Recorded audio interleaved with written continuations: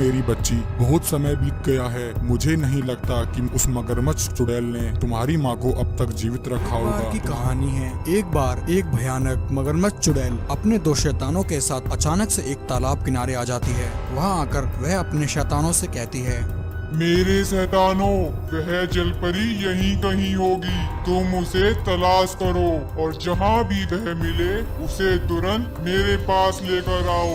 मुझे उस जलपरी का जादुई अंडा खाना है। उसे खाकर ही मैं इस मगरमच्छ रूप से आजाद हो सकती हूँ। चुड़ैल की आज्ञा लेकर उसके दोनों शैतान जलपरी की तलाश में निकल जाते हैं। वहीं जलपरी अपने स्थान पर अपने अंडे की रक्षा कर रही होती है। तभी वह दोनों शैतान जलपरी को देख लेते हैं। वह देखो, वह दुष्ट जलपरी। चलो जल्दी से इसे पकड़ लेते हैं और मगरमच्छ चुड़ैल के पास ले चलते हैं। ऐसा कहकर वह दोनों शैतान जलपरी को पकड़ने के लिए जाते हैं। तभी जलपरी उन दोनों को अपनी तरफ आता देख लेती है।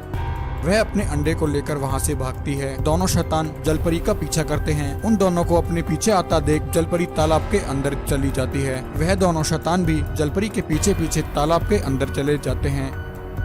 परंतु जल्दी ही उन दोनों शैतानों का पानी में दम घुटने लगता है। वह दोनों शैतान तालाब के बाहर आ जाते हैं।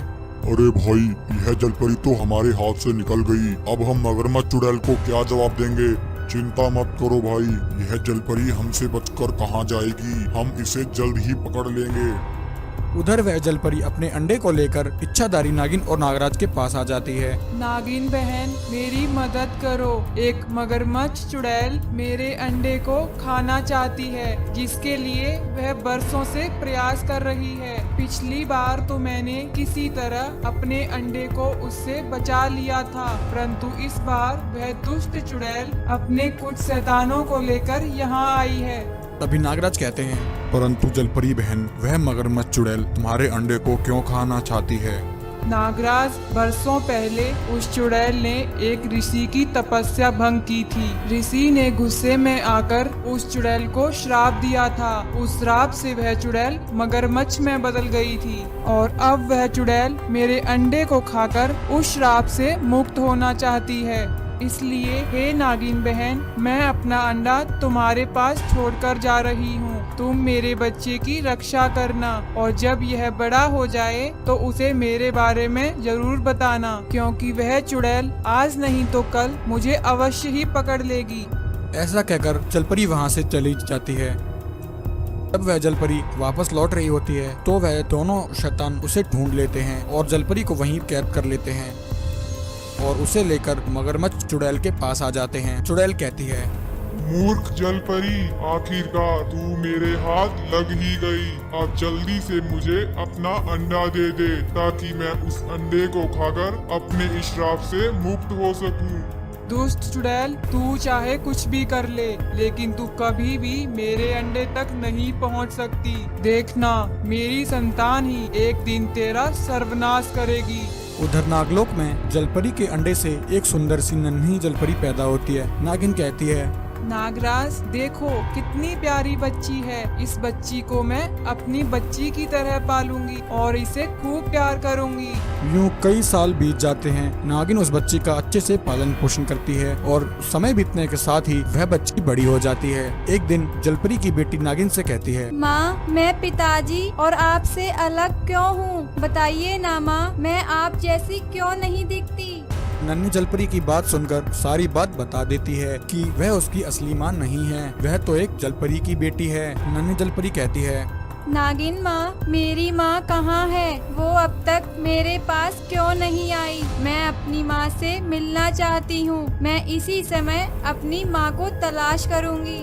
तभी नागराज कहते हैं, देखो मेरी बच्ची, बहुत समय बीत गया है। मुझे नहीं लगता कि उस मगरमच्छ चुड़ैल ने तुम्हारी माँ को अब तक जीवित रखा होगा। तुम्हारा नागलोक से अकेले बाहर जाना खतरा बन सकता है, इसलिए हम दोनों भी तुम्हारे साथ तुम्हारी माँ को तलाश करेंगे। ऐसा कहकर वह तीनों जलपरी की तलाश में निकल जाते हैं और जलपरी को तलाश करते करते वह तीनों एक गुफा के पास पहुंचते हैं, जहां पर उस चुड़ैल ने जलपरी को कैद कर रखा होता है। नागराज जलपरी को देखकर कहते हैं, मेरी बच्ची, तुम तो बिल्कुल सही कह रही थी। वह देखो, वही है वह दुष्ट मगरमच्छ चुड़ैल और वह रही तुम्हारी माँ जो अभी भी जिंदा है। यह सब देखकर नन्ही जलपरी चुड़ैल के पास जाती है और कहती है, दुष्ट चुड़ैल, छोड़ दे मेरी माँ को। तूने मेरी माँ को क्यों बंदी बना रखा है? नन्ही जलपरी की बात सुनकर मगरमच्छ चुड़ैल उसे पहचान जाती है कि वह कोई और नहीं बल्कि जलपरी की ही बेटी है। वाह क्या बात है, जिसका मुझे बरसों से इंतजार था, आज वह शिकार मेरे पास खुद चल कर आया है। मेरे शैतानों, पकड़ लो इस जलपरी की बेटी को।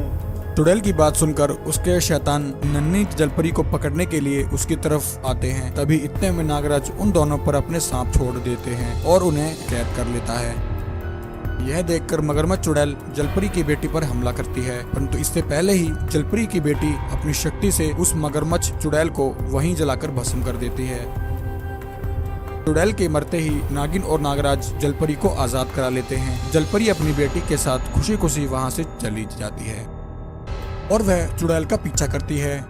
अरे छोड़ दो दुष्ट चुड़ैल, कहाँ लेकर जा रही हो मेरे एक बच्चों? बार की कहानी है। एक बार गांव के सरपंच के घर उसकी पत्नी को 2 जुड़वा बच्चे हो जाते हैं। सरपंच के घर खुशी का माहौल होता है। गांव के सभी लोग सरपंच के घर बधाई देने आए होते हैं।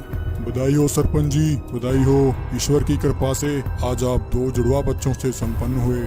2 जुड़वा बच्चे आ जाने से सरपंच खुश होकर पूरे गांव में दावत का ऐलान करता है। सरपंच के आमंत्रण से सारे गांव में खुशी का माहौल होता है। वहीं उस रात जब सभी गांव वाले अपने घरों में सो रहे होते हैं, तभी एक भयानक चुड़ैल उस गांव में अचानक से आ जाती है। चुड़ैल कहती है, मुझे इस गांव में नवजात बच्चों की गंध आ रही है। कहाँ है वह नवजात बच्चे? तभी उस चुड़ैल की नजर सरपंच की बीवी और उसके दोनों जुड़वा बच्चों पर पड़ती है। अरे वाह, 2 जुड़वा बच्चे, मुझे ऐसे ही बच्चों की तलाश थी। वह चुड़ैल उन दोनों बच्चों को उठा लेती है और उन्हें लेकर वहाँ से भागने लगती है। तभी इतने में सरपंच की पत्नी की आंख खुल जाती है और वह चुड़ैल का पीछा करती है। अरे छोड़ दो दुष्ट चुड़ैल, कहाँ लेकर जा रही हो मेरे बच्चों को? कोई बचाओ मेरे बच्चों को। परंतु वह औरत उस चुड़ैल का पीछा नहीं कर पाती है और ठोकर खाकर वहीं गिर जाती है। अगले दिन गांव में इस घटना से सनसनी फैल जाती है। अरे भाई, यह तो बहुत ही बुरा हुआ। हाँ भाई, मैंने भी सुना। कल रात एक चुड़ैल सरपंच जी के दोनों बच्चों को उठाकर ले गई। वहीं गांव में एक किसान के घर उसकी पत्नी भी गर्भवती होती है और उसे भी बच्चा होने वाला होता है। किसान की पत्नी कहती है, अरे जी, यह हमारे गांव में क्या हो रहा है? मुझे तो डर है कहीं हमारे बच्चे के साथ भी ऐसा कुछ ना हो जाए। और अगले दिन उस किसान की पत्नी के भी एक बच्चा हो जाता है। गांव में हुई बच्चों की चोरी से वह किसान भी चिंतित होता है। वहीं उस रात वह भयानक चुड़ैल फिर से गांव में आ जाती है। आज फिर से मुझे इस गांव में नवजात बच्चे की गंध आ रही है। लगता है फिर से किसी के घर बच्चे ने जन्म लिया है। चुड़ैल किसान के घर को ढूंढ लेती है और उसके बच्चे को उठाकर ले जाने लगती है। किसान और उसकी पत्नी अपने बच्चे को बचाने के लिए उस चुड़ैल का पीछा करते हैं, परंतु वह दोनों उस चुड़ैल को नहीं पकड़ पाते हैं। उधर वह चुड़ैल उस बच्चे को लेकर अपने चुड़ैल गुरु मुर्गी चुड़ैल के पास पहुंच जाती है। मुर्गी चुड़ैल कहती है, शाबाश मेरी चुड़ैल, अभी मुझे 2 और नवजात बच्चों की जरूरत है। 5 बच्चे होते ही उन्हें खाकर मेरा यह श्राप खत्म हो जाएगा और मैं इस मुर्गी रूप से आजाद हो जाऊंगी। दुखी होकर साधु बाबा के पास पहुंच जाते हैं और उन्हें गांव में हो रही बच्चों की चोरी के बारे में बताते हैं। गांव वालों की बात सुनकर साधु बाबा अपना ध्यान लगाते हैं और सब देख लेते हैं कि एक मुर्गी चुड़ैल अपने श्राप को खत्म करने के लिए वह चुड़ैल गांव से नवजात बच्चों को उठा रही है। यह सब देखकर साधु बाबा उसी समय नागराज को वहाँ बुला लेते हैं और नागराज को मुर्गी चुड़ैल के बारे में सारी बात बता देते हैं। साधु बाबा कहते हैं, नागराज, वह दुष्ट मुर्गी चुड़ैल कहाँ है? उसके स्थान के बारे में मुझे भी मालूम नहीं, इसलिए अब वह चुड़ैल ही हमें उस मुर्गी चुड़ैल तक पहुंचा सकती है और यही एकमात्र रास्ता है। ऐसा कहकर साधु बाबा एक औरत का रूप ले लेते हैं और नागराज एक नवजात बच्चे का रूप ले लेते हैं। रात होते ही चुड़ैल नवजात बच्चों की तलाश में गांव में फिर से आती है और एक आंगन में नवजात बच्चे को देखकर वह उसे उठा लेती है और उसे लेकर मुर्गी चुड़ैल के पास आ जाती है और कहती है, हे चुड़ैलों की रानी, देखिए मैं आपके लिए एक और नवजात बच्चा ले आई। उस नवजात बच्चे को देखकर मुर्गी चुड़ैल उसे पहचान जाती है कि वह बच्चा और कोई नहीं बल्कि नागराज है। मुर्गी चुड़ैल कहती है, अरे मूर्ख चुड़ैल, यह तू किसे उठा लाई? इस बच्चे को इसी समय वापस गांव में छोड़ कर आ। तभी इतने में नागराज अपने असली रूप में आ जाते हैं और उस चुड़ैल को अपने एक ही प्रहार से वहीं मार देते हैं। चुड़ैल को मारने के बाद नागराज अपनी शक्ति से मुर्गी चुड़ैल को वहीं आग में जलाकर भस्म कर देते हैं।